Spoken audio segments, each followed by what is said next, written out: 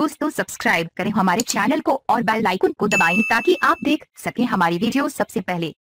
दोस्तों अगर आप पाकिस्तानी हो तो पाकिस्तान जिंदाबाद, भारतीय हो तो जय हिंद नीचे कमेंट कर दें। नीज वीडियो को लाइक शेयर जरूर करें और चैनल सब्सक्राइब कर लें।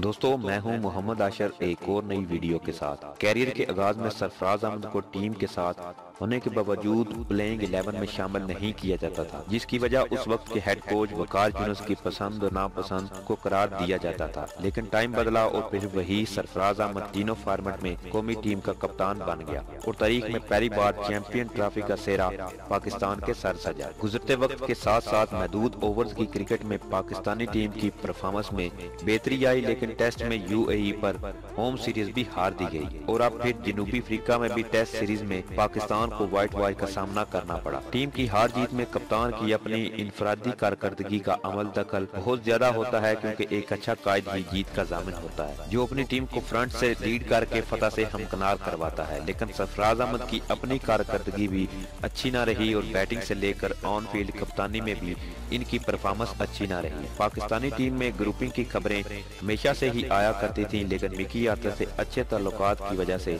सरफराज अहमद एक मजबूत कप्तान थे। अब किस्मत का फैसला ऐसा कि सरफराज अहमद को चौथे मैच से 1.5 घंटा पहले आईसीसी ने सरफराज अहमद को 4 मैचेस के लिए मुअत्तल कर दिया, तो टीम के कायद के लिए नजर ठहरी सीनियर बल्लेबाज शुएब मलिक पर। टॉस हुआ, पाकिस्तान ने बहुत उम्दा बॉलिंग से मेहमान टीम को 164 पर आउट किया और फिर 2 विकेटों के नुकसान पर आसान हदफ हासिल कर लिया। इस मैच में शुएब मलिक की कप्तानी को बहुत ही अच्छा कहा जा रहा है और इसका मुआवजा सरफराज अहमद से करके शुएब मलिक को सरफराज से अच्छा कप्तान साबित करने की कोशिश की जा रही है। और सोशल मीडिया पर शुएब मलिक के हक में सार्फिन की एक बड़ी तादाद ट्वीट पर ट्वीट किए जा रही है और शुएब मलिक पाकिस्तान के टॉप ट्रेंड में जा रहा है। दूसरी जानब साबिक क्रिकेटर सिकंदर बख्त ने भी ऐसे इंकशाफ कर दिए हैं जो वर्ल्ड कप 2019 से चंद माह कबल पाकिस्तानी ड्रेसिंग रूम के लिए बिल्कुल भी अच्छे ना है। सिकंदर बख्त ने कहा कि सरफराज पर पाबंदी के बाद टीम में कप्तानी का इशू खड़ा हो सकता है। शुएब अख्तर सीरीज जीत गए थे तो उनके लिए कप्तान बनना आसान हो जाएगा। जियो न्यूज के प्रोग्राम नया पाकिस्तान में गुफ्तगू करते हुए सिकंदर बख्त ने कहा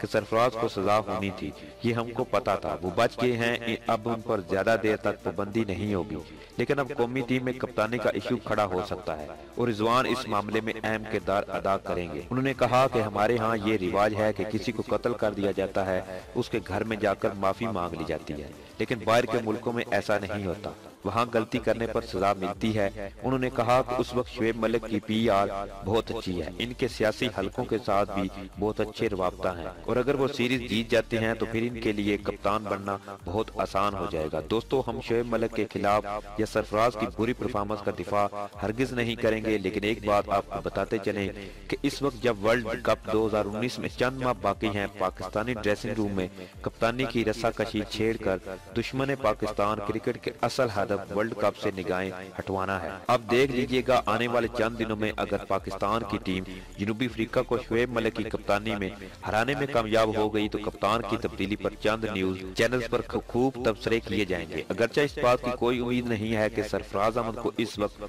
कप्तानी से हटाया जाएगा, मगर एक बात तय है कि इस सारी बहस का मकसद पाकिस्तानी ड्रेसिंग रूम के माहौल में ग्रुप बंदी कायम करना होगी। पड़ोसी मुल्क इंडिया में भी इस किस्म के हालात पैदा होते हैं, लेकिन वहाँ का मीडिया ऐसी खबर को बिल्कुल हवा नहीं देता कि जिससे टीम के माहौल में खराबी पैदा हो। हम भी यही कहते हैं कि तमीरी तनकीद मीडिया को जरूर करनी चाहिए, लेकिन ऐसा काम हरगिज नहीं करना चाहिए कि जिससे इनकी हुब्बल वतनी पर ही सवाल उठे।